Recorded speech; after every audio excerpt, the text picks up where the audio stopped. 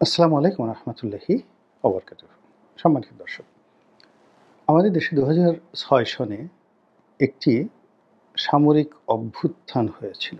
অভিনব একটি অভ্যুত্থান, যেটিকে আমরা কুখ্যাত ১/১১ বলে অভিহিত করি। তখন সবেমাত্র ক্ষমতাচ্যুত হয়েছে বিএনপি।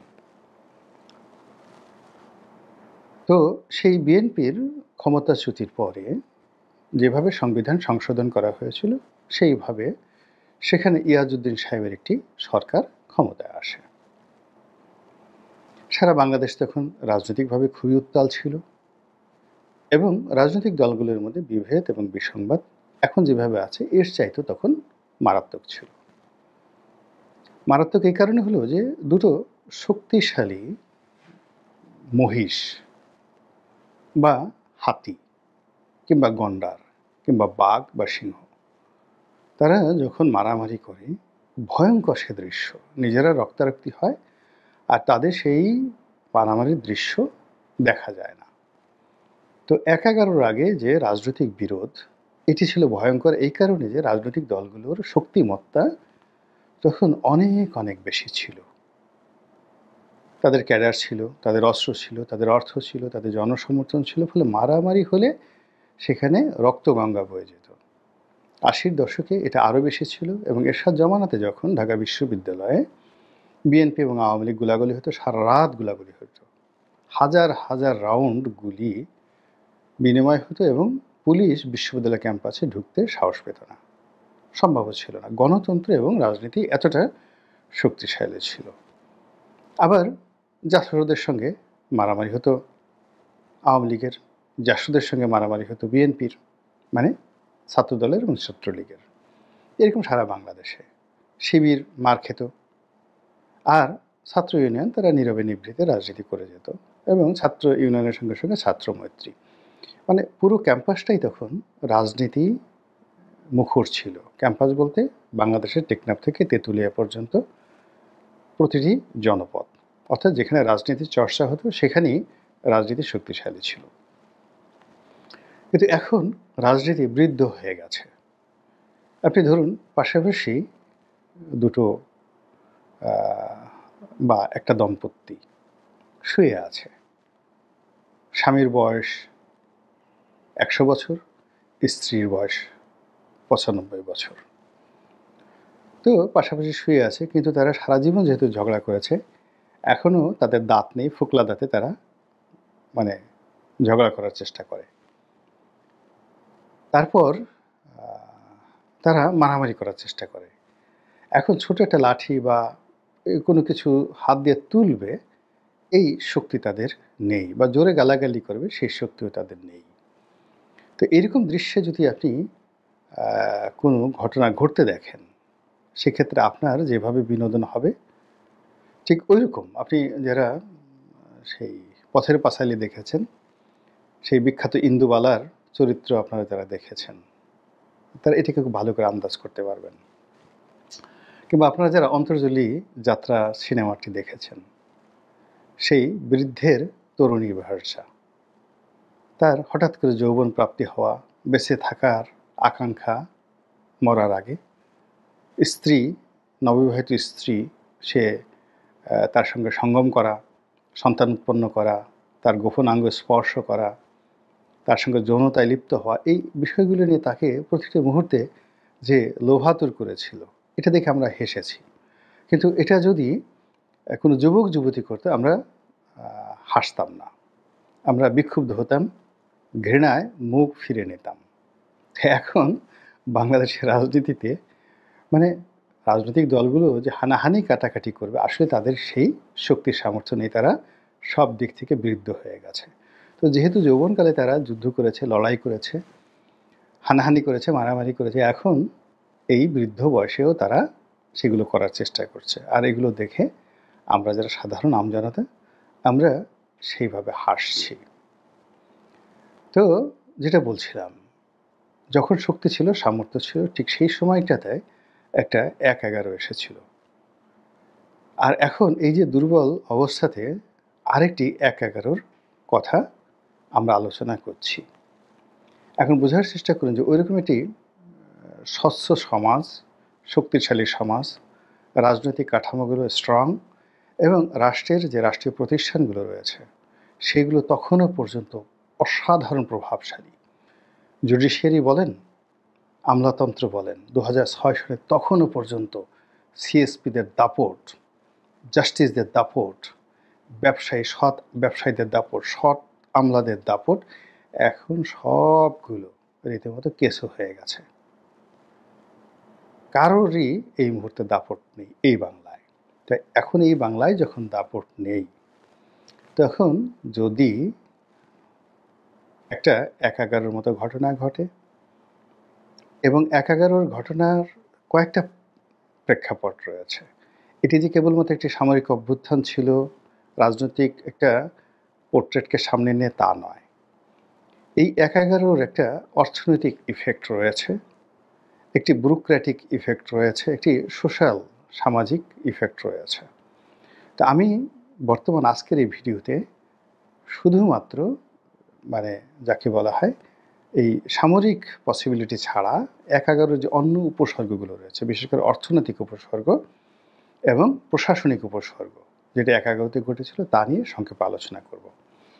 কিন্তু তার আগে দুর্বল প্রাণীদের মলত্যাগ সম্পর্কে আপনাদেরকে কিছু বলে নিই। আপনারা হয়তো অনেকেই বিব্রত হন কারো পায়ের গন্ধে, মোজাতে গন্ধ হয়ে যায়, জুতো পরার সঙ্গে সঙ্গে পা ঘামিয়ে যায়। তারপর কারো বগল, কুস্কি উরুসন্ধি, দুই পায়ের মাঝখানে, এই জায়গাগুলোতে আপনি দেখবেন ৯৯% নারী এবং পুরুষ তাদের শরীরের অন্যান্য অঙ্গ প্রত্যঙ্গের তুলনায় তাদের এই কুস্কি এবং তাদের বগল কালো থাকে। কারণ কি এবং এখানে গন্ধ হয় কেন? মূল কারণ হলো যে এখানে খুবই দুর্বল প্রকৃতির যাকে বলা হয় এক ধরনের ব্যাকটেরিয়া এখানে বসবাস করে, খুবই দুর্বল, মানবদেহে এর চেয়ে আর দুর্বল ব্যাকটেরিয়া নেই, যারা সামান্য একটু গরম পেলে, হালকা একটু গরম পেলে ভয়ে হেগে দেয়, মলত্যাগ করে পায়খানা করে দেয়। এবং আমরা ওই যে ঘামের যে গন্ধগুলো পাই, মূলত এই যার শরীরে যত এই দুর্বল ব্যাকটেরিয়া বেশি থাকে এবং যে ব্যাকটেরিয়াগুলো বেশি বেশি পায়খানা করে সেখান থেকে তত বেশি দুর্গন্ধ উৎপন্ন হয়। আর যে মানুষগুলো এই ব্যাপারে কনসাস নন, এই ব্যাকটেরিয়াগুলো দমন করতে পারেন না, তারপর এগুলোকে পরিষ্কার পরিচ্ছন্ন রাখার জন্য যে ধরনের নিয়মকানুন সেগুলো জানেন না, তাদের শরীর থেকে ঘামের গন্ধ আসবে, বগল থেকে দুর্গন্ধ বের হবে এবং তাদের কুস্কি এবং বগলে একেবারে কালো হয়ে যাবে। তাহলে বোঝার চেষ্টা করুন যে যেখানে দুর্বল অবস্থা তৈরি আছে, অন্ধকার আছে, সেখানে দুর্বল প্রাণী বসবাস করে এবং যারা অনেক ক্ষতি করে, দুর্গন্ধ ছড়ায়, কিন্তু এরা আবার একটু সামান্য গরম পেলেই মলত্যাগ করে। এখন ১/১১-র মতো যখন একটা পরিবেশ পরিস্থিতি এসে যায়, তখন এখানে সমাজে অনেক ব্যাকটেরিয়া তৈরি হয়ে যায়, হিউজ ব্যাকটেরিয়া তৈরি হয়ে যায়। আবার এই ব্যাকটেরিয়াগুলো ন্যূনতম একটু গরম পেলে পায়খানা করে দেয়, মলত্যাগ করে দেয় এবং সেই মলে পুরো সমাজ দুর্গন্ধযুক্ত হয়ে যায়। ১/১১-র সময় এই ব্যাকটেরিয়া কারা ছিল? এই ব্যাকটেরিয়া হলো প্রশাসন থেকে শুরু করে রাজনীতিবিদদের মধ্যে একটা দুর্বল অংশ, যাদের কখনো সাহস ছিল না, শক্তি ছিল না, জীবনে কোনো সফলতা নেই। তারা এরকম একটা অন্ধকার সময় পেয়ে রাতারাতি একজনে রয়্যাল বেঙ্গল টাইগার হয়ে গেলেন, সরকারি পদে বসে, রাজনৈতিক ক্ষমতায় বসে। আর এই বড় বড় কথা, এ সরকার গঠন করে ফেলবে, এ রাজনৈতিক দল গঠন করে ফেলবে, এ পুরো বাংলাদেশ দুর্নীতি দূর করে ফেলবে, ইত্যাদি ইত্যাদি নানা সব কাহিনী। আর এগুলো করে তারা কি করতো? ভয় দেখাতো মানুষকে। আর যারা ভয় দেখাতো তারাও দুর্বল, ওই ব্যাকটেরিয়া প্রকৃতির, তারা পায়খানা করে দিত। আর মাঝে মধ্যে পরিস্থিতি গণেশ উল্টে যেতে পারে, এই ভয়ে যারা এই ভয় দেখাতো তারাও পায়খানা করে দিত। আর এই কবলে পড়ে কি হলো, ওই সময়টিতে ব্যবসা বাণিজ্য থেকে শুরু করে সব কিছু স্থবির হয়ে পড়েছিল। ঠিক তদ্রূপ এখন তার চেয়েও ভয়ঙ্কর অবস্থা তৈরি হয়েছে। দেশের কর্পোরেট হাউসগুলোতে এখন অনেকগুলো সরকারি প্রতিষ্ঠানের, আমি নাম বলবো না, আপনারা বুঝে নেন, একটা করে চিঠি চলে যাচ্ছে। তারপর এই যে নব্য ব্যাকটেরিয়ার দল সেই চিঠির বিনিময়ে একটা নেগোসিয়েশন করতে চাচ্ছে অথবা প্রতিশোধ নিতে চাচ্ছে। তারা নিজেরা কখনো সরাসরি এই কাজগুলো করছে, আবার কখনো কখনো কোমলমতিদেরকে ব্যবহার করে তারা এখানে একটা বিশ্রী অবস্থা তৈরি করে ফেলেছে। ফলে ব্যবসা বাণিজ্যে রীতিমতো কান্নার রোল পড়ে গেছে। এবং এরা এই ভালো কাজ করতে গেলে, যেমন দেখুন আপনার বগলের দুর্গন্ধ, এটি যখন ঘাম আকারে শরীরের অন্যান্য অংশে চলে আসবে, যেমন আপনার পেটে কোনো গণ্ডগোল নেই, কিন্তু সেই ঘাম পেটের উপর চলে আসলে পেট থেকে আপনার দুর্গন্ধ বের হবে। তো এখন এই যে মন্দ কাজগুলো, এই মন্দ কাজগুলোর ফলে কি হচ্ছে, ভালো ভালো কোম্পানিগুলো, মানে ধরুন 10টা মন্দ কোম্পানিকে তারা এরকম চিঠি দিল বা তাদের বিরুদ্ধে ব্যবস্থা নিল, এসালামের মতো কোম্পানিকে করলো, কিন্তু এর ফলে একেবারে ইস্পাহানির মতো কোম্পানির মধ্যে ভয়ঙ্কর ভীতি ছড়িয়ে পড়ল। বা প্রাণ আরএফএল প্রাণের মতো কোম্পানি, টিকে গ্রুপের মতো কোম্পানি, আমি জাস্ট এই কয়েকটা নাম বললাম যাদের বিরুদ্ধে এখন পর্যন্ত ধরেন কোনো বদনাম আমরা শুনিনি যে তারা এই অপকর্ম করেছে।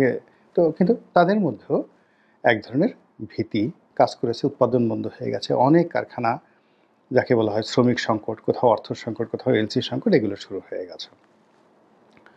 দ্বিতীয়ত প্রশাসন, মানে বিচার বিভাগ, তারপর সামরিক, বেসামরিক, পুলিশ এবং সচিবালয়, সব ক্ষেত্রে কতটা নৈরাজ্য চলছে আপনি চিন্তা করুন। যে ঢালাওভাবে পাইকারি হারে সমস্ত ডিসিদেরকে, এসপিদেরকে চাকরিচ্যুত করা হয়েছে, ওএসডি করা হয়েছে। ভালো কথা, বিচার করেন।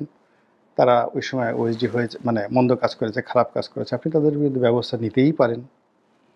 কিন্তু সম্প্রতি যেটা দেখলাম সেটি হলো যে আপনার এখানে তাদের পাসপোর্ট বাতিল করা হয়েছে। এখন পাসপোর্ট আপনি বাতিল করতে গিয়ে, পাসপোর্ট তো আপনি বাতিল করতে পারেন না, কোনো ডিসি, সাবেক ডিসি, এসপি তো দূরের কথা, বাংলাদেশের একজন চোরের পাসপোর্ট আপনি বাতিল করতে পারেন না। কেন আপনি পাসপোর্ট বাতিল করবেন? এটি তো আদালতের এখতিয়ার। তাও মানে ততক্ষণ পর্যন্ত আমি এই বাংলাদেশের নাগরিক, আমার নাগরিকত্ব বাতিল না করবেন, ততক্ষণ পর্যন্ত আমার পাসপোর্ট আপনি বাতিল করতে পারবেন না। বড় যে আমার পাসপোর্ট আপনি নিয়ে আটকে রাখতে পারেন, আমার ভ্রমণের উপর নিষেধাজ্ঞা দিতে পারেন ইত্যাদি, কিন্তু পাসপোর্ট কেন বাতিল করা হবে? এটা নাকি এই পাসপোর্ট বাতিল করা হচ্ছে, এরকম খবর ছড়িয়ে পড়েছে। তো বোঝার চেষ্টা করুন যে এইগুলোর মাধ্যমে কী পরিমাণ লেনদেন করার চেষ্টা করা হচ্ছে। এইগুলোর মাধ্যমে একটা বিশেষ শ্রেণীকে কবরে পাঠিয়ে দিয়ে নতুন আর একটা শ্রেণী সেই কবরের উপরে উল্লাস নৃত্য করতে চাচ্ছে। এবং এই সকল ঘটনা, যে বিগত ১/১১ সময় যে দুর্ঘটনা ঘটেছে, সেই দুর্ঘটনার সাথে আরও ভয়ঙ্কর পরিণতি ডেকে নিয়ে আসবে। আগের বার যেটা থাবা ছিল, এটাকে আপনি এবার কালো থাবা বলতে পারেন। এবং এর সঙ্গে যদি আরও নতুন অনুসর্গযুক্ত হয়, উপসর্গযুক্ত হয়, তাহলে পরিবেশ এবং পরিস্থিতি যে কোথায় গিয়ে দাঁড়াবে, একমাত্র মহান আল্লাহ রাব্বুল আলামিন ছাড়া আর কেউ বলতে পারেন না। আল্লাহ আমাদের এই জাতির প্রতি সদয় হন, রহমত দান করুন, বরকত দান করুন, এই প্রার্থনা করছি। আসসালামু আলাইকুম ওয়া রাহমাতুল্লাহি ওয়া বারাকাতুহু।